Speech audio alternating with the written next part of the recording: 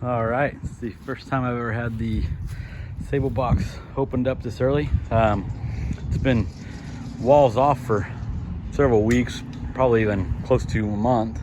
The only problem is like there's green pushing, green there, green spear, but I wrapped the trunk pretty good with lights, but the box is so tall, I'll show you here in a minute, and I don't have lights on it, so I always have these ugly looking taller ones that were all nice come fall that kind of get beat up and damaged, but I'll leave those on until the new ones start pushing. But it always pushes out new green, but I need to get more lights and keep more heat up high, I guess, over the short cold spell we have, so that those leaves don't get damaged at the top.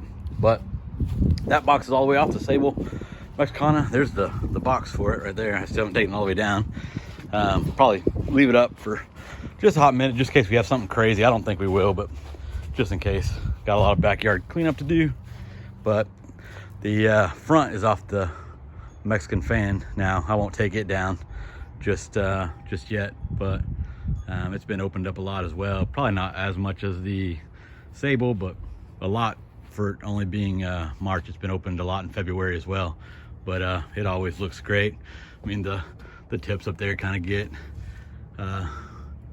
beat on some of these bigger ones that are touching the foam board, but I mean, it's green as ever, still great. Look at that big old thick spear in there. But yeah, so spring is near. I mean, we got these giant boxes open. I mean, I can get inside of that one without that one, but and then a lot left to do on the shade house, get it cleaned out and ready to put all the seedlings we have. Tons of seedlings. So yeah, just a quick update on the boxes, one coming off and the other one open on the front. So thanks for watching.